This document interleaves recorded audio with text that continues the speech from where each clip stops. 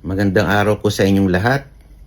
Ngayon po ay Disyembre 29 at ngayon po ay araw ng botohan para ratipikahan ang Bicameral Conference Committee report ukol sa 2026 budget. At bagaman ako po ay nasa malayong lugar, akin po rin pong tutugunan ang aking katungkulan para makaboto dito sa Bicameral Conference Committee report. At kani-kanina lang ako ay nagpadala ng sulat sa ating Speaker Boji D para irehistro ang aking boto na no dito sa Bicameral Conference Committee report. At ito ang aking mga dahilan sa pagboto ng no. Unang-una, nandyan pa rin po at nadagdagan pa ang unprogrammed appropriations sa halagang tumataginting na 243.4 billion pesos. Alam naman natin na itong unprogrammed appropriations, dito kinuha ang ilang ghost flood control projects nung nakaraang taon. Hindi ko alam kung bakit naipilit pa rin ito at lumaki pa itong unprogrammed appropriations. Napakarami pa rin bilyong-bilyong infrastruktura sa proposed budget. Pero wala man lang kaakibat na guardrails o safety nets para masiguro na hindi na mangyayari ulit ang mga ghost projects. Sana man lang inayos ang implementasyon, ang magkaroon ng mga safeguards para hindi na maulit ang mga nangyari nung nakaraang 2025 budget. Pangalawa, tinanggal man sa proposed budget ang item na flood control. Ito naman ay pinalitan nila ng farm to market roads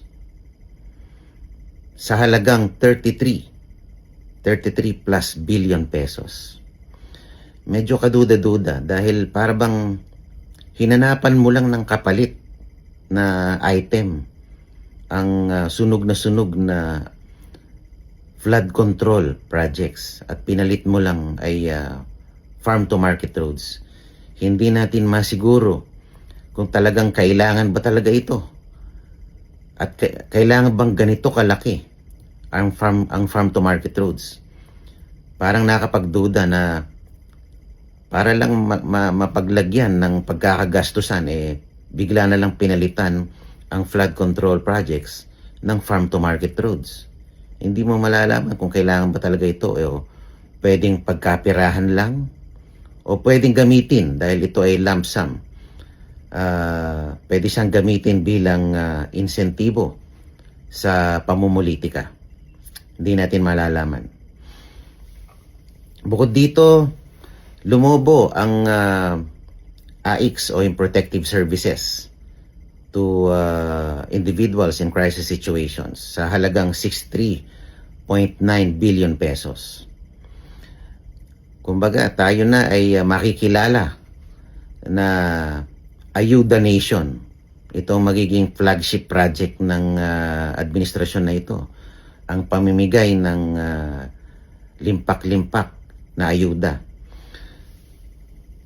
Para sa akin po, ang pag-unlad at ikagiginhawa ng isang lipunan ay hindi mo masusukat sa dami at dalas ng pagbibigay ng ayuda, kundi sa pagkakaroon ng marami at matatag na trabaho para sa ating mga mamamayan.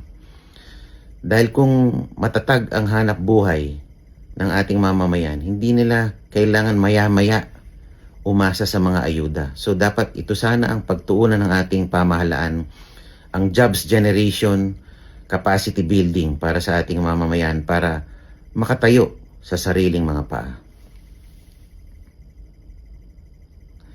At nakakabahala din ang pagtanggal ng pondo para sa mga foreign assisted projects. At ang mga foreign assisted projects ay nilagay sa unprogrammed appropriations. Ibig sabihin, pag nilagay mo sa unprogrammed, ito ay hindi mo priority. Nakakalungkot dahil ang foreign assisted projects, ito pa naman ay magsisilbing flagship projects sana ng administrasyon na ito. Ito yung mga malalaking infrastruktura na talagang kailangan na pinondohan ng mga foreign funding partners tulad ng JICA at ilan pang mga financing entity. Sana man lang kung ito ay importante, sana nilagay ito sa programmed appropriations. Sapagkat kung tayo ay hindi nakakabayad at hindi nakakatugon sa mga kontrata, tayo ay patuloy na nagbabayad ng commitment fees o ito yung mga penalty na binabayaran ng ating gobyerno. Sa taon-taong hindi tayo nakakabayad at nakakatugon dito sa mga kontrata na ito. Tayo rin ang natatalo dito sa kababayad natin ng mga commitment fees. At tayo ay napapahiya sa pandaigdigang arena dahil anong sasabihin nila sa mga Pilipino? Hindi marunong tumugon at tumupad sa mga kontrata. So, para sa akin, sa halip na bigyang tunay na atensyon ang reforma sa budget process, ang ating Kongreso ay maaari lamang madiin sa mga lumang pakulo na pinapalitan lamang ang mga titulo at mga pangalan. Kahit na pumayag tayo sa pagsasapubliko ng mga budget hearings, ay ipinakita lang natin sa taong bayan na ang mga kongresista ay hindi pa talaga handa na magsakripisyo at talikuran ang kanilang mga lumang kinagisnan. At ang transparency ay hindi talaga natin kayang panindigan. Nakakalungkot po talaga. Nabatid lamang ng mga tao na may mga saradong pintuan kung saan may napapaboran. At bilang panghuli, this budget will continue to reflect old habits and dubious badges before our constituents. Any meaningful reforms we were able to bring forward will ring hollow in light of the glaring compromises we have opened this budget to. At dahil po sa mga kadahilanang ito, ako po ay bumoto ng no. Maraming salamat po at